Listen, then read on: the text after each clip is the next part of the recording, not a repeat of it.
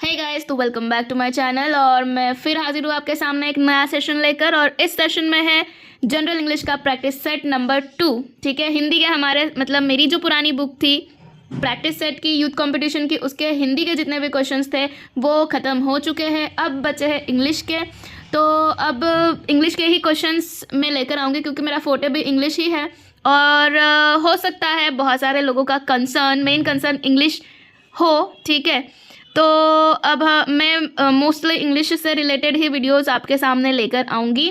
तो मेरे साथ साथ आप भी प्रैक्टिस कीजिए और लगाइए आप भी आंसर्स, और कमेंट में कमेंट करते जाइएगा कि आपके कितने स्कोर बन रहे हैं। ठीक है, तो देखते हैं किसके कितने स्कोर्स बनते हैं। तो लेट्स गेट स्टार्टेड। सबसे पहला क्वेश्चन है हमारा, देखो यहाँ पे पार्ट ऑफ स्पीच दिया हुआ है। अब बहुत सारे लोग बोलेंगे कि मैडम सिलेबस में तो पार्ट ऑफ स्पीच है ही नहीं। तो अगर आप जाकर थोड़ा सा भी अगर जाकर सिलेबस चेक करें तो उसमें लिखा हुआ है ग्रामर, और ग्रामर में कुछ भी आ सकता है। ग्रामर बहुत वास्ट है। ठीक है, तो ग्रामर में वो कुछ भी पूछ सकते हैं।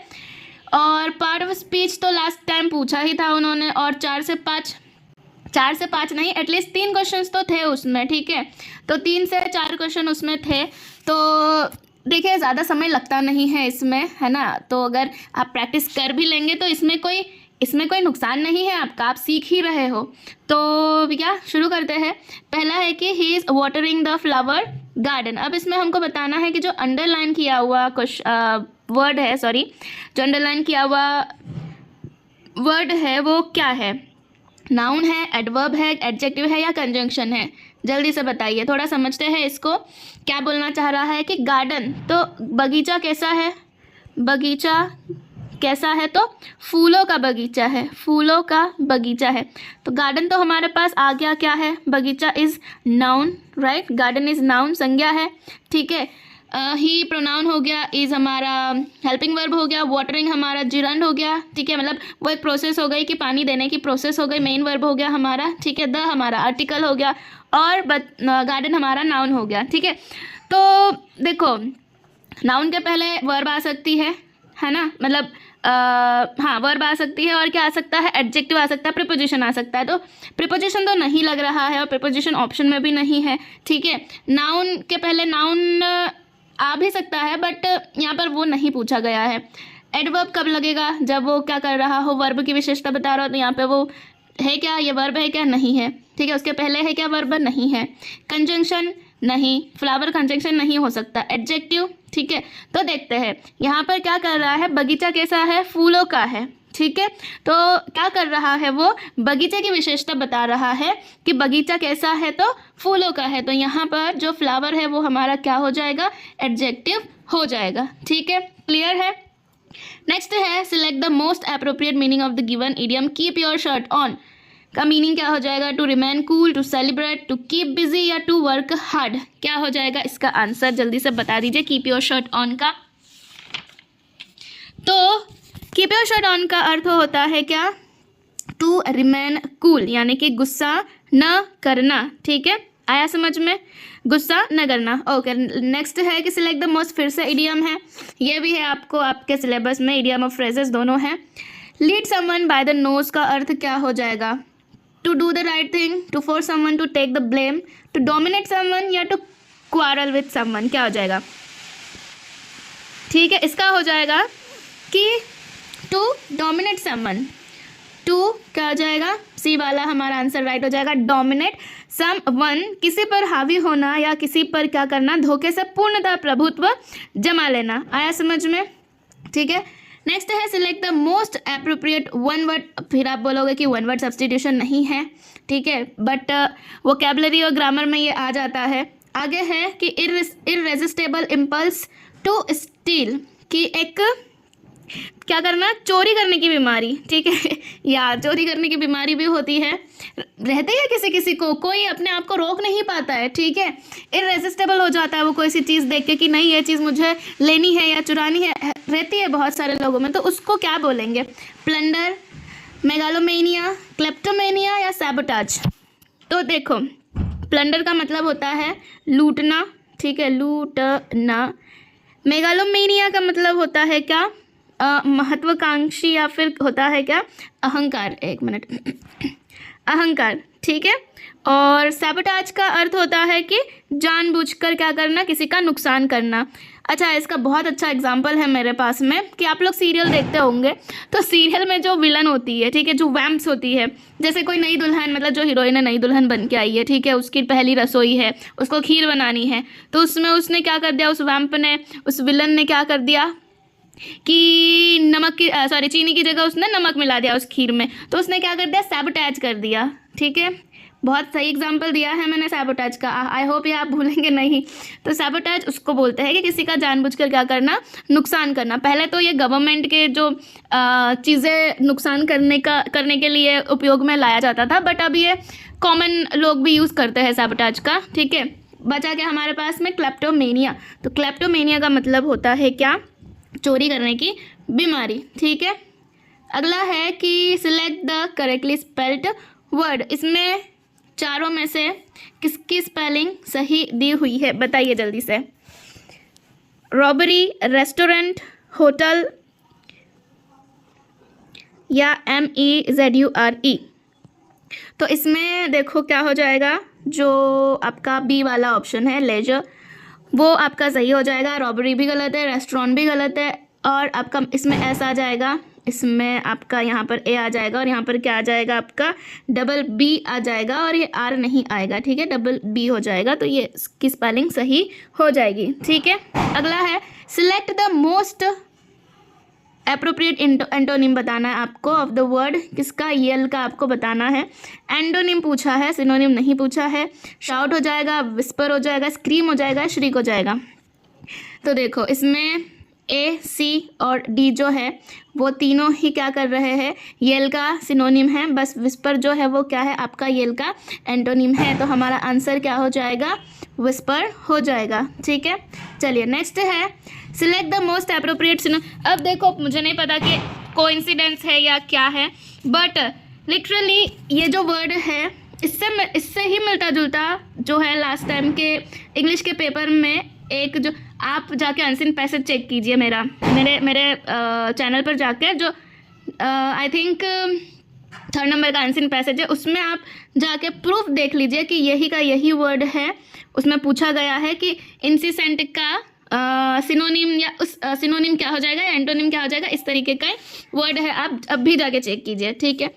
मैं इसलिए नहीं बोल रही हूँ कि आप वीडियोस के व्यूज़ आएंगे, उसमें लिटरली यही वर्ड दिया हुआ है, और ये जो प्रैक्टिस सेट है उसमें पूछा गया हुआ है, इसीलिए मैं बोल रही हूँ कि मुझे नहीं पता कि कोइंसिडेंस है कि क्या है, ठीक है। तो पूछा है कि सिनोनिम बताना है इंसिसेंट का। तो इंसिसेंट का हम पहले मीनिंग देख लेते हैं। इसका मीनिंग होता है क्या, निरंतर या होता है लगातार, ठीक है।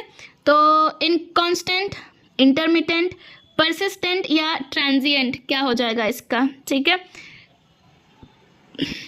तो देखो यहाँ पर जो बाकी के इनकंसिस्टेंट का मतलब होता है कांस्टेंट, कांस्टेंट के आगे उन्होंने इन लगा दिया। तो कांस्टेंट का मतलब क्या आता है, जो कंटिन्यू रहता है उसके आगे इन लगा दिया तो ये डिसकंटिन्यू हो गया, तो ये तो नहीं होगा हमारा आंसर, ठीक है। उसके बाद इंटरमिटेंट, तो इंटरमिटेंट का मतलब होता है क्या, बीच बीच में, ये भी नहीं होगा हमारा आंसर। फिर है ट्रांजिएंट, तो ट्रांजिएंट का मतलब भी क्या होता है, क्षणिक होता है। बचा क्या हमारे पास में, परसिस्टेंट, ठीक है। तो परसिस्टेंट का मतलब भी क्या हो जाता है, लगातार, निरंतर। तो हमारा आंसर क्या हो जाएगा, सी वाला। नेक्स्ट है choose the option that is the passive form of the sentence. Sentence है हमारा कि दे considered it N impressive building. आपके सामने 4 ऑप्शंस है, ये रहे। पहले तो हम देख लेते हैं कि सेंटेंस किस फॉर्म में है। तो दे कंसीडर्ड आ रहा है, ठीक है, तो ये हमारा क्या हो जाएगा, पास्ट सिंपल हो जाएगा सेंटेंस, ठीक है। तो जब पास्ट सिंपल को हम चेंज करते हैं तो V2 के साथ लग जाता है वॉज। तो देखते हैं हम वॉज कहाँ आ रहा है V2 के साथ में, ठीक है। ध्यान से समझ गया। अगर आपने टेंस से समझ लिया तो वॉइस और नरेशन आपके लिए कोई बड़ी बात नहीं होगी। तो देखो वॉज V2 के साथ यहाँ पर वॉज आ रहा है, ठीक है, यहाँ भी नहीं आ रहा है, यहाँ पर आ रहा है, पर यहाँ पर ING फॉर्म आ रहा है, बट हमारे मेन सेंटेंस में ING फॉर्म नहीं था, तो हम इसको भी क्रॉस कर देंगे। और it is considered to be, ये भी नहीं होगा, यहाँ पर वॉज नहीं आ रहा है, ठीक है। तो हमारा आंसर क्या हो जाएगा, ए वाला। आगे है कि select the most appropriate option to fill in the blank, कि the first thing they did was to क्या, the extent of damage done by the rain, कि सबसे पहला काम उन्होंने क्या करना सोचा कि बारिश से जो डैमेज हुआ था उसका क्या करना, देखना कि कहाँ तक उसका नुकसान हुआ है। ठीक है, तो क्या यहाँ पर रिपेयर आ जाएगा, मरम्मत आ जाएगा। रिपेयर का अर्थ है क्या, मरम्मत। क्या सर्च हो जाएगा कि खोज करना, क्या सर्कुलेट हो जाएगा कि फैलाना, या फिर सुनिश्चित करना। तो हमारा आंसर क्या हो जाना चाहिए कि मतलब बारिश से क्या हुआ था, डैमेज हुआ था। ठीक है, तो जो नुकसान हुआ था उसका उनको क्या मतलब उसका डैमेज उनको नापना था। ठीक है, तो उसके लिए हम क्या यूज़ कर देंगे, असर्टन यूज़ कर देंगे यहाँ पर। सुनिश्चित करना, पहले उन्होंने सुनिश्चित करना ज़्यादा अप्रोप्रिएट समझा। ठीक है, कि कितना नुकसान हुआ है। अगला है select the most appropriate option to fill in the blank. Vivek has a strong resemblance dash his grandfather. क्या हो जाएगा, प्रिपोजिशन। अच्छा, आप बोलोगे कि ये वाला क्वेश्चन 8th वाला क्यों करवाया, तो सिलेबस में मेंशन है वोकैबुलरी बोला है, तो ये वोकैबुलरी का ही क्वेश्चन है गाइस। ठीक है, अगला है कि यहाँ पर हम ये चारों जो है ये प्रिपोजिशन। अब आप बोलोगे कि प्रिपोजिशन भी नहीं दिया है मैडम, तो ग्रामर में प्रिपोजिशन भी आती है, पार्ट ऑफ स्पीच में प्रिपोजिशन भी आती है। ठीक है, बड़े बड़े आप जाके देख लो चैनल्स, जो एजुकेशनल चैनल्स है वो करवा रहे हो, तो फिर मेरा तो छोटा सा चैनल है। ठीक है, तो आप उनसे जब क्वेश्चन नहीं कर रहे हो तो फिर मुझसे क्वेश्चन करने का क्या सेंस बनता है ना। मैं भी यही कर रही हूँ, ऐसा नहीं है। ठीक है, तो चलिए कौन सा प्रिपोजिशन आ जाएगा, तो देखिए रिजेम्बलेंस के साथ आता है टू, तो यहाँ पर हम लगा देंगे क्या, टू हमारा आंसर हो जाएगा। ठीक है, नेक्स्ट है इन द सेंटेंस। आपको एक सेंटेंस दिया हुआ है, उसमें हमको क्या करना है, एरर फाइंड आउट करना है। सेंटेंस है कि मणि Kaul began his career as an actor and a director of a short films before doing his debut feature film उसकी रोटी। तो किसमें एरर है, डेब्यू फीचर फिल्म उसकी रोटी, began his career as an actor, a director of a short films of नहीं है, a director of short films before doing his, किसमें आ जाएगा। देखो, तो ये जो सेंटेंस है ये किसमें है, पास्ट इनडेफिनेट यानी कि सिंपल में है, सिंपल में है। ठीक है, तो यहाँ पर ये जो वर्ब दी हुई है बिगन, ये थर्ड फॉर्म में, यहाँ पर क्या आना चाहिए था, V2, तो यहाँ पर क्या हो जाएगा आपका बिगेन हो जाएगा, यानी कि बी वाला जो है वो हमारा एरर है। ठीक है, बिगेन हो जाएगा। चलिए नेक्स्ट है हमारे पास 11 नंबर का क्वेश्चन। ठीक है, क्या है, fill in the blank with the correct conjunction. अब आप बोलोगे कंजंक्शन भी नहीं है, ग्रामर भाई साहब, पार्ट ऑफ स्पीच भाई साहब। ठीक है, is it true dash the newspaper are saying about Richard, क्या आ जाना चाहिए, वेदर और नॉट, व्हेन, इफ, व्हाट, क्या आ जाएगा यहाँ पर। तो इसका आंसर हमारा हो जाएगा क्या, कि is it true what the newspaper are saying about Richard, इसका आंसर हो जाएगा। ठीक है, अच्छा वेदर और नॉट क्यों नहीं आया यहाँ पर, अगर ट्रू के पहले अगर ब्लैंक होता तो हम लगा सकते थे वहाँ पर कि वेदर और नॉट इज इट ट्रू। ठीक है, अगर ब्लैंक पहले होता तो। व्हेन तो नहीं होगा, यहाँ पर टाइम की बात ही नहीं की है। इफ़ भी यहाँ पर आता, अगर मतलब अगर ब्लैंक यहाँ पर रहता कि इफ़ इट इज़ ट्रू, नहीं इफ़ भी नहीं आएगा। ठीक है, हमारा आंसर हो जाएगा क्या, व्हाट हो जाएगा, कि न्यूज़पेपर जो कह रहा है, न्यूज़पेपर क्या कह रहा है, तो यहाँ पर आ जाएगा क्या, व्हाट। अगला है later in the day I dash the company's chairman for a project discussion, कि मैं क्या करने वाला हूँ कि बाद में आज दिन में मैं बाद में क्या करने वाला हूँ, जो कंपनी के चेयरमैन हैं उनसे क्या करने वाला हूँ, मिलने वाला हूँ। ठीक है, तो क्या हो जाएगा, यहाँ पे पास्ट की बात हुई है, नहीं तो हैड तो आएगा नहीं, मेट भी नहीं आएगा। ठीक है, आई मीट नहीं, आई के साथ कुछ तो आना चाहिए ना, हेल्पिंग वर्ब वगैरह। ठीक है, तो यहाँ पर आंसर क्या हो जाएगा, I will be meeting the company's chairman for a project discussion. अगला है complete the sentence with an appropriate determiner, the London flight dash at 8:30 every Tuesday. यहाँ पर किसकी बात हो रही है? एवरी ट्यूसडे, यानी कि कैसा सेंटेंस है? ये प्रेजेंट का सेंटेंस है कि हम जो रेगुलर एक्यूरेंस है उसकी बात कर रहे हैं, जो रेगुलर चीज़ें होती है उसकी बात कर रहे हैं। तो क्या यहाँ पर इज लिविंग आएगा? नहीं। विल लिव आएगा? नहीं। लेफ्ट आएगा? नहीं। सीधा सीधा क्या आ जाएगा? डी वाला, लीव्स की। The London flight leaves at 8:30 every. Regular occurrence में जो है वो प्रेजेंट होता है, तो सिंपल प्रेजेंट होता है, तो यहाँ पर ना कंटिन्यूस आएगा, ना फ्यूचर आएगा, ना पास्ट आएगा, सिंपल सा हमारा प्रेजेंट सिंपल का फॉर्मूला लग जाएगा। ठीक है, अगला है complete the sentence with an appropriate determiner बोला है। डिटर्मिनर मतलब वही आर्टिकल आपका, सॉरी आर्टिकल नहीं, यहाँ पर आ जाएगा आपका क्या, डिटरमाइन कर रहा है कि दर्शा रहा है कि कोई चीज़ कितनी क्वांटिटी में है। आप इसको क्वांटिटेटिव एडजेक्टिव भी कह सकते हैं। ठीक है, तो बताना है हमको this two washing machines are very similar. There is क्या डिफरेंस बिटवीन, यहाँ पर सिमिलर की बात हो रही है कि दोनों ही कैसे है, सिमिलर है, यानी कि उन दोनों में जो डिफरेंस होगा वो कैसा होगा, काफ़ी कम होगा। ठीक है, तो ना मैनी होगा ना मच होगा, और फ्यू भी हम नहीं लगाएंगे, यहाँ पर क्या हो जाएगा, सीधा सा हमारा आंसर हो जाएगा देयर इज लिटिल डिफरेंस, थोड़ा सा क्या है, अंतर है दोनों में। अगला है fill in the blanks with appropriate. ये हमारा, एक सेकेंड ज़रा मैं नंबरिंग कर देती हूँ। ये हो गया हमारा 12th, ये हो गया हमारा 13th, ये हो गया हमारा 14th नंबर का, कि fill in the blanks with the appropriate word. During holidays most of the big hotels were full but what, find one lodging, full but dash find one lodging near the bus stop. क्या हो जाएगा, could, should, can या would, क्या हो जाएगा?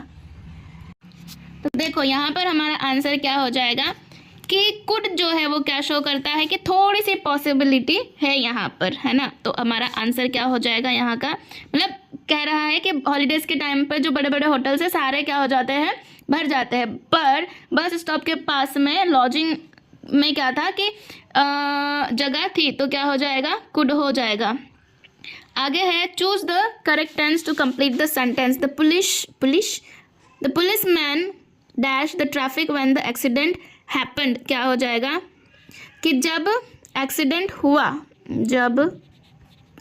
हुआ policeman कुछ तो कर रहा था। ठीक है, तो क्या हुआ कि यहाँ पर क्या हो जाएगा कि दो टाइप के सेंटेंस बन रहे हैं यहाँ पे हमारे। ठीक है, आपका क्या है, the traffic when the accident happen, कि जब हुआ। ठीक है, पास्ट सिंपल है ना।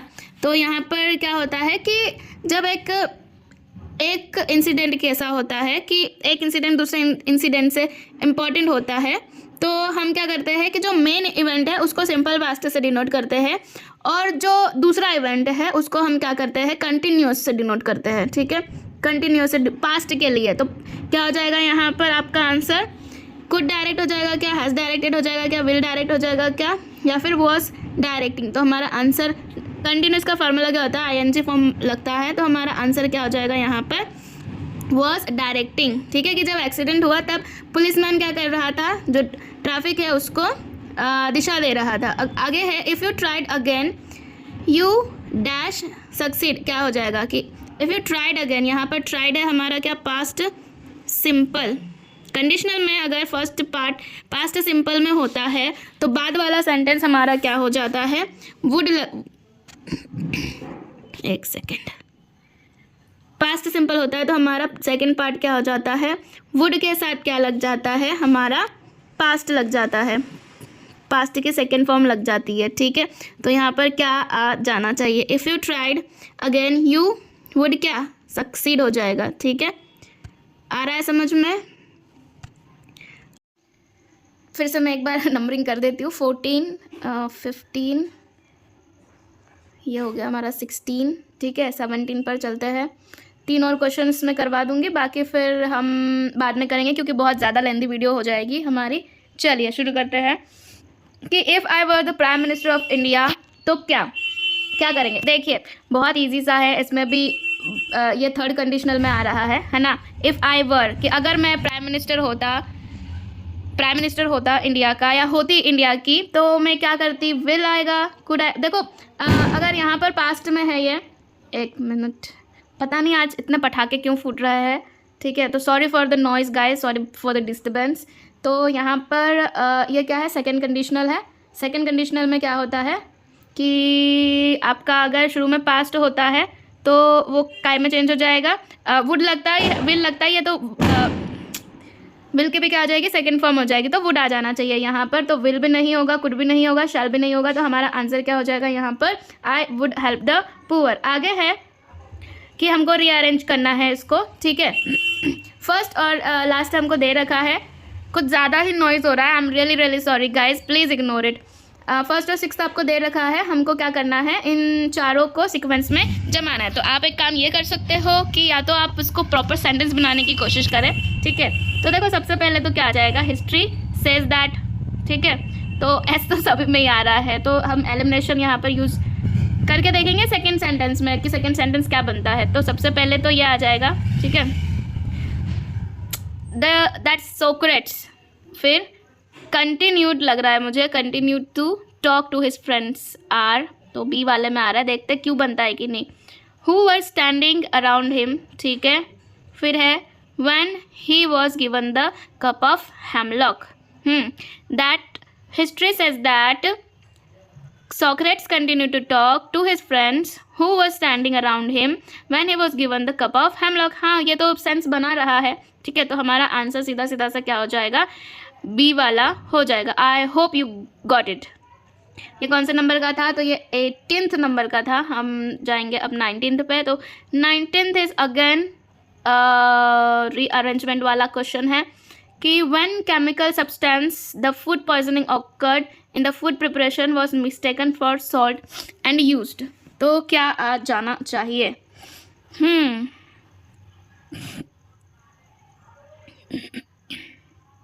ओके, आई थिंक आप भी बताइए कमेंट सेक्शन में कि क्या सीक्वेंस बनना चाहिए। I think when a chemical substance was mistaken, तो PS आ जाएगा, ठीक है, was mistaken for salt and used in the R आ जाएगा, preparation in the food preparation the food poisoning occurred, क्या ये सही है, PSRQ, यस, तो डी वाला हमारा क्या हो जाएगा, सही हो जाएगा, ठीक है।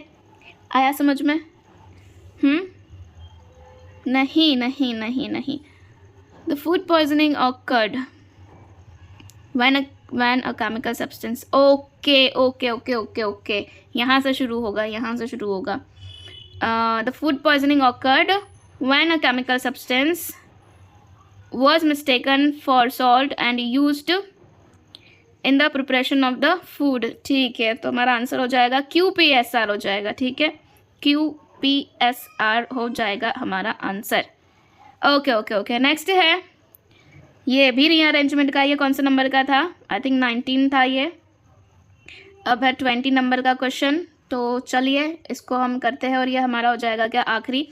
तो यहाँ पर भी वही है कि फर्स्ट और सिक्स्थ आपको दे रखा है गाइस, इससे इजी ही आया था, ठीक है, तो इजी आ भी सकता है, इसीलिए पहले ही आप डिफ़िकल्ट की प्रिपरेशन कर लो ताकि इजी करने में आपको और इजी हो जाए, है ना, देखा लॉजिक। तो आगे है कि I met a poor woman all in tears and they have who told me that, okay okay okay okay, R तो आना चाहिए, तो आर तो सभी में आ रहा है, who told me that her husband had been arrested for debt, RQ है ना, her husband had been arrested for a debt, all in tears, who told me that her husband had been arrested for debt, ठीक है, are तो हो गया, बच क्या रहा है, SQ, Q भी हो गया, बच क्या रहा है हमारे पास में, P और S बच रहा है कि he was, her husband had been arrested for a debt, he S आना चाहिए, आई थिंक RQ S, ठीक है, and they have 8 children must now starve, P आना चाहिए। आप बताइए क्या सीक्वेंस सही बन रहा है, RQSP। Who told me that her husband had been arrested for a debt, he was not able to pay and they have 8 children, must now starve. क्या आ जाना चाहिए? यस, सी वाला आपका सही बन रहा है, ठीक है, तो सी वाला हो जाएगा। और बस 20 क्वेश्चंस तक मैं करवा रही हूँ, फिर पंक्चुएशन वाला, फिर कुछ 2-4 क्वेश्चंस और है, 2-4 नहीं, अच्छे खासे क्वेश्चन है और वीडियो बहुत लंबी चली जाएगी, इसीलिए इसको मैं नेक्स्ट वीडियो में कंटिन्यू करवा दूंगी। तो या कीप प्रैक्टिसिंग एंड आप मुझे अपना स्कोर ज़रूर बताएं कमेंट सेक्शन में कि आपके कितने बन रहे हैं, ठीक है। और अगर आप ऐसी ही वीडियो और देखना चाहते हैं तो don't forget to like, share, comment and subscribe to my channel. And या आप शेयर भी कर सकते हैं, ये जनरल इंग्लिश हर किसी के लिए यूज़फुल होगी, ठीक है। तो I will see you in my next video, keep practising and bye, take care.